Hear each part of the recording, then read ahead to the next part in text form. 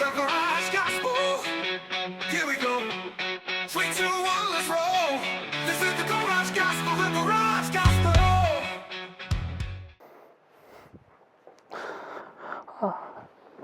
Alright guys, I know this isn't what you're expecting for those watching, but I wanted to give you a little warning, a little heads up.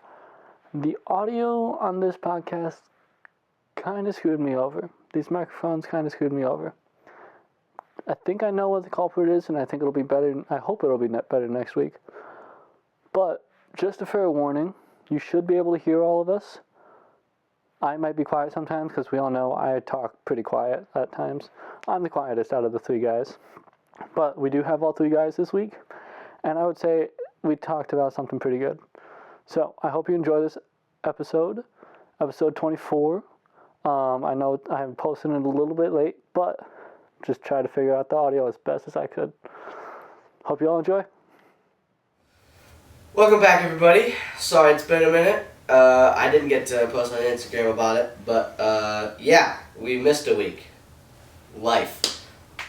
Specifically for me, family incident happened, so we couldn't record. But we're back. We made it. We're all here. It's wonderful. Reed is still with us. I'm so happy. All right, so we're just gonna talk about being all in, and I know we might have mentioned something like that, but it's a little different this time. It's now more or less who you're all in for, because that's life. You either choose Jesus to live for and to serve, or you choose the world, which is Satan. Either way, that is your deadline outcome. Which one will you serve? And so we're just going to talk a little bit about that today. I probably don't sound the best because I've got a stuffy nose and feeling okay today. So I'll try to speak a little less today, but we'll see. We'll see what the Lord's got today. So We shall see how it goes. yeah. But any of you want to start off with anything before I potentially could say something? Or we... You got anything, Reed? How about we talk about the people in the Bible that went all in for God? Let's go for it.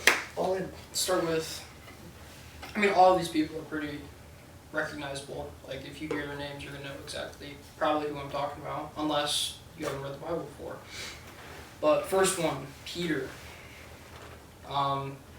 Used to be called Simon, now called Peter. He had an arguably pretty good job, fisherman. Oh yeah. I don't know how accurate it is, the chosen, in that aspect. Yeah, I don't know. I really don't know. But he gave up his job. He gave up his income, pretty much, to follow a guy he's never met before in his entire life. And he went all in. And when he went all in, he got a better relationship with Jesus, purpose and boldness, and everlasting life. Sure. Another person that highly recognizable, Matthew. We know him as, I don't want to say corrupt tax collector, but Yes. taxes are corrupt anyway. Don't pay your taxes. JK, please pay your Tax taxes. fraud. No, please pay your taxes. You make Jesus fun of says yourself. to. No, Give to Caesar's what's Caesar's. if you never file, they never know you exist. Oh, good Lord. But he went all in for Jesus, guy that he only met once, and he received a new identity, freedom from a dishonest life, and his writings have impacted billions and is still impacting people today. Yeah. Yep. For sure. I like both of those options. They're both very, very eye-opening things, because Peter was also one of the disciples to struggle the most because of He was the most probably hard-headed. stubborn. Oh. Because he was the dude that denied Jesus 3 times and had to deal with that because Jesus called it. He's like, hey, you're gonna deny me 3 times. He's like, me? Never. He's like, you will. You gonna do it. And he did. And for him to get redemption from Jesus, which the way he did it was cool. Do you love me? Do you love me? Do you love me? 3 times. That dude's So- things happened 3 times. Yeah, it was very cool. Very, very cool. Peter was, I'm pretty sure, the disciple to get crucified upside down. because they were going to crucify him, and he said, I don't want to die like Jesus did. Do it upside down. So, which I think that's whack, by the way. Probably worse. Yeah, and he chose the way he died, if that makes sense. He's like, we're going to kill you, and he's like, do it upside down, please. So, I think Peter's a great example because he literally went all in after that and did not look back and didn't think twice about it. Neither did Matthew. Matthew has all the Gospels are awesome to see how Jesus lived in his life. And all of them give you different perspectives, but Matthew is interesting because he has like details that the others don't. And it's so cool to see Matthew go immediately from a tax collector everybody hated to then a world-renowned person of the Bible. So, like, that's just super cool. Like, nobody would be talking about Matthew right now. They'd be like, yeah, frickin' Matthew, who is that guy? Yeah. You just see that one tax collector, right? That one dude that gypped everybody their money? Nope, not anymore. Jesus changed his whole identity. That's really good. You got anything to add? Yeah, well, another guy that I thought of was Abraham, when he took his first and only son to sacrifice. Mm-hmm. That Yeah. he went all in, and the Lord provided him. He didn't have to And that was after sacrifice his son. years and years and years and years of of trying to be dedication. kid. Yeah. Even mess ups. Using Oh, uh the birth of Islam. Yeah. you're technically right. Technically, The I birth am right. of Ishmael through trying to remember I don't know her name, but the Hagar. handmaid. Hagar? Yeah, I Hagar. think you're right. Yep. Something like that, but he did that, but that wasn't God's plan. But the amount of trust he had in the Lord and how much he actually was all in, because Isaac was the only one. Like, he knew that the generations would come from him and for God to go sacrifice him to me. And Abraham to trust that, and Abraham knew what God promised him. And so there was probably a thought in his head that goes, he's going to raise him from the dead because he is the generations. He is the offspring. And so he's like, I don't know why you want me to do this, but you keep your promises. And he did it, and was about to do it anyway, which was super interesting. Obviously, Isaac was not sacrificed. An angel or the Lord, I think maybe even the Lord showed up, said, hey, don't. I see that you trust me and you're faithful. There's a ram over there. And so that's really cool. I like that. That's really awesome. And all these people that went all in left with more than what they came in with. Mm-hmm. For sure, because Abraham would have came back with nothing. Yeah, I don't think there's a single person in the Bible that when they put everything on God, put it all in, that they've left with less than what they've came in with. If Yeah. that makes sense. No, that does. Because they might have less materialistically, Spiritual. but for what matters, they infinitely got more than what they needed. Yeah. Like, God literally kept them alive until they were killed for following him. And then they now get to sit pretty much right next to Jesus at an awesome table full of everybody else who's martyred and all the other believers, but right there get to just enjoy the presence of God face to face. I love thinking about how we're going to talk with them. Yeah, it's gonna be good. But like, bro, what did you do? Ate a self-made sandwich on a Tuesday. It was like, yeah, cause like you were the guy that like split the Red Sea, right? Like, yeah. What cool thing did you end up doing? Well, I talked to Jesus about Jesus to some people. No, I wonder if there's sports in them. If they do, If they would recreate please. the John the Baptist meme, why they call him John the Baptist? Dunking on somebody. That's funny right there. No, I kind of do, but I don't know, so we'll see. But, yeah, speaking of Matthew, though, we're going to jump into Matthew. I got to really quick remember where this is at. Give me a second. 1 second. I have it in. I hope he's using his phone. That's cheating. No, it's notes. Come on now. I gotta just remember. Talk while I find this. Also, not Matthew 22:37, that person, love the Lord with all your heart. I don't think so. Well, anyways, I have a verse as well. My verse comes from Jeremiah 29:13. Basically, to set the scene for this, it's Jeremiah sending the letter to the prophets and the elders who were exiled from the land of Israel, kind of promising the Lord talking through him, bringing everyone back. And to go back a little ways, it says, "For I know the plans I have for you, declares the Lord, plans for welfare and not for evil, to give you a future and a hope. Then you will call upon me and come and pray to me. I will hear you. You will seek me and find me. You will seek me with all your heart. I will be found by you, declares the Lord, and I will restore your fortunes and gather you from all the nations." After you seek him with all your heart, I think, first thing that comes to my mind is this is perfect representation of us. We are exiled to earth, like we are exiled from heaven temporarily and under Satan's rule. They were under Nebuchadnezzar's rule, and Jesus says, "When you seek me with all your heart, he will be there and he will bring you in from exile." Yeah, that's very cool. To speak of that exile, you can also choose to stay in exile, because I found my verse.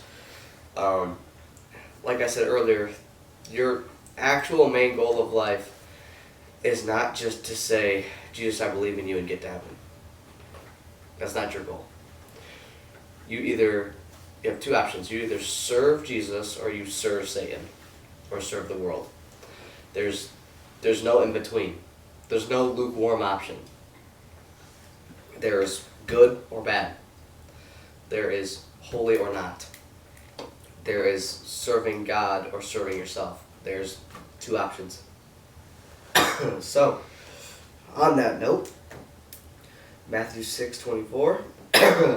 Wow. Thanks for coughing right on me. Thanks for coughing that way. Can't even talk. Okay. No one can serve two masters, for either he will hate the one and love the other, or he will be devoted to the one and despise the other. You cannot serve God and money.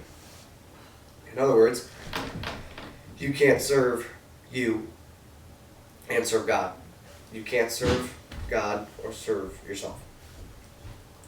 And so, I'm about to cough again, so y'all have to go off that, because I'm about to lose it here. But I just wish that my flesh wishes that there was a middle option, so I could do both. I could serve God sometimes, but do the easy way out other times. There's not. There's only God's way or your way, not both. You either follow God and get to heaven, or you follow yourself and end up in hell, which is everything absent of God. There's no, we'll sit in this median spot right here. We get a little bit of heaven, a little bit of hell. That's not Possible. how that works. They don't mix. Your selfish ambition and God being selfless does not mix. You can't make God selfish. Like, that's not a thing. And so you either gain spiritual life or you gain spiritual death, or what you think is actual, or I would even say physical life. Because you either live in heaven or die in hell spiritually forever. Mm-hmm. But you would live on the earth a great life if you follow yourself. If you don't follow you and you follow God, your life on earth might not be as good on the world standards because of prosecution, because of not being the most richest person in the world, because of not being famous, because of the list goes on. And so, again, the disciples gave it all to Jesus and died for it.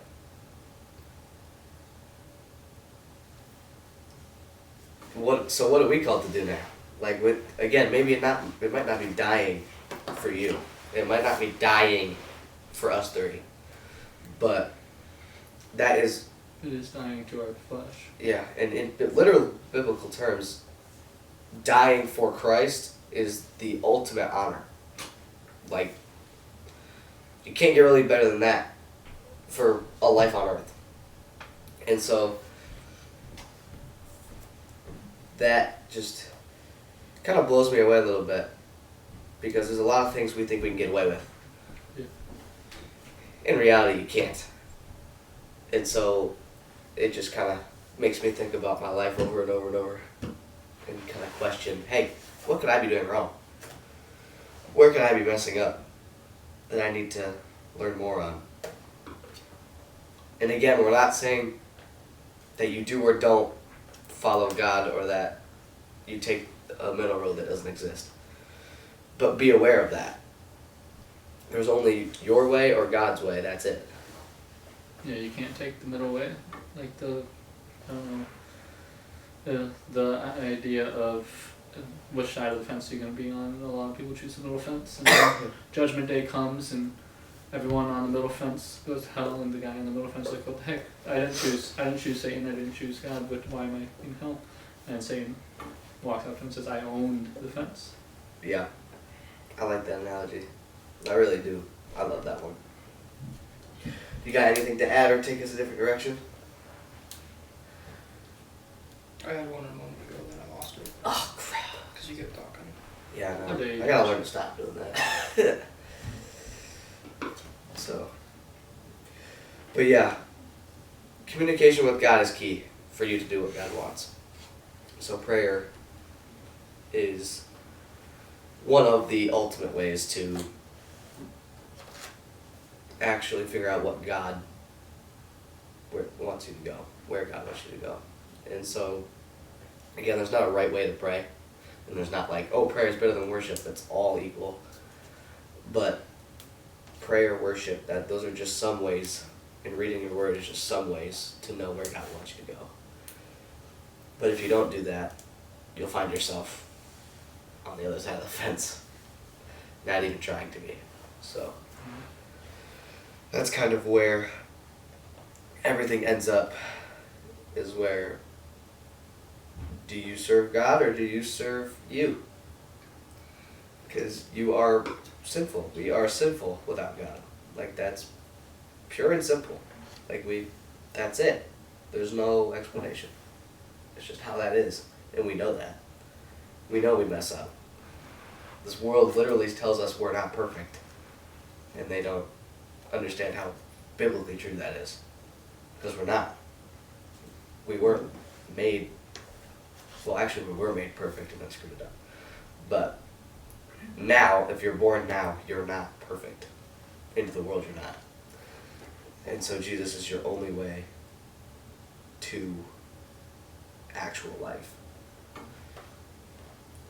So I really hope that this is like clear, because life will bring pain and life will bring joy. And no matter what you go through, you either make decisions that benefit you or benefit God. And so you can't, well, benefit God, that's kind of a problem. Benefiting others. Because you could decide to go party it and go get drunk and just try to numb yourself to make yourself feel good. Or you can say, hey, let me talk to people about what I'm feeling. Let me see what I can do to help this. And that's when other people can help you. And where God can help you, even though you don't want help. And you think you can just disappear. So, again, life is going to give you pain, life is going to give you good times, and there's through it all, you will always make a choice of, do I trust God or do I trust me? In what I do and what I say. Yeah, and if you trust God, you can't just give him a little bit, you have to give him everything. Mm-hmm. Otherwise, it's not going to work. Yep. It's like when your parents used to hold your hand and walk with you and then you were just dragging your feet, and it took you 10 times longer to get to the destination. I like that. You got to pick up your feet and move with them. Say that one more time. I really liked that one. That was a good analogy. How much? What? How much did you want me to repeat? Oh, just the analogy. Dragging your feet. Yeah, it's like your parents. Holding your hand. Yeah. It's like your parents holding your hand and you're walking down the street and you're just a little kid. You want to drag your feet. You don't want to really go anywhere. You're tired.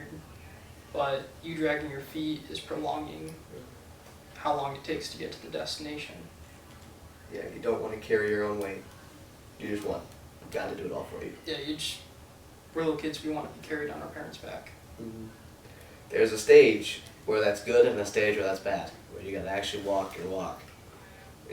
And sometimes you do have to rely on God and say, hey, I need upsies. So, but then there's moments where you actually have to go, nope, I trust you, I will take a step with you. And not just, again, drag my feet. And just complain my way into heaven. Mm-hmm. Well, you can't complain your way into heaven. Correct. Analogously. Going forward. Complaining to what God wants you to go. Complaining is stupid. Very true. It achieves nothing. We do it a lot, though. Yeah. We do it a lot. So, I really liked that. I really did. I like that analogy. That was good. Anyways, we'll probably cut a little shorter today, just because there's not a whole lot more to be said on this, just because it's more for you and God. Because there's a lot of specifics we could get into, but God is the dude behind it all saying, hey, this is what I want you to do and this is what I don't want you to do. And it's all here. Like, majority of the things are here. Again, there's specifics, like we talked about a couple episodes ago. Tattoos, right? I'm not going to get one. They're fine. There's no problem. But I just don't feel like I need to get one. Wuss. Alright. But, Where's your tattoo? oh shoot. Oh, we're getting spicy. Oh, let's get it in the works. Oh, it's in the know. works? Oh, I know it is. You're getting I know the it is. What you getting here? Family Hebrew. Oh, that's actually really sick. Okay. Anyways, back to what I was talking about. There's things that are more of, hey, I don't feel good doing this. Very few. But like, hey, I don't feel good doing this, but it doesn't affect anything. But then there's everything else, which is like the 99%. Hey, this is the thing to do. And this is the thing not to do. Don't serve God and money. It's not possible. You can't. And what that means is whatever you need to do to get rich that downplays others or that hurts others is not a thing to do. You're hurting God's creation. You're hurting... You don't want to put yourself ahead of others' expense. Exactly. Again, being rich and being, having a good life is not a bad thing. It's not. It's what you do with it. It's who you trust with it. It's your heart posture behind it. Because, again, my goal is to be more than well set. I want my family to worry about nothing. To where there's no needs that they have to worry about. There's no, when are we going to get food? When are we going to get a home again? I don't want that. I want to have them live a good and cared for and safe life. Period. That is a good thing. Mm-hmm. But when you go, how rich can I get? How famous can I get? How much can I have? Because that'll fill me. That's the problem. That's when you go, oh, there's something missing. Because God's the one that fills you and blesses you with that. It's not ours. This creation is not ours. It's God's. And He's the one blessing us with it. And so we have to be willing to give it up when He says to. If that makes sense. You're not going to let money serve you. You're not serving money. Money is not your God. It's God. Because He gives you the money. He gives you the blessing. Mm-hmm. So, again, we're going to wrap it up right about here. Again, it'll be better next time. But again, first week back from a pretty interesting situation on my part. A little interesting. But yeah, hopefully all of you have a great rest of your day. Hopefully that helped, and hopefully God could use that for you. Please drop questions. We will try to get back into Job and doing more Q&A stuff in the next couple episodes. So watch out for those. And we love you guys. Thank you so much for still supporting.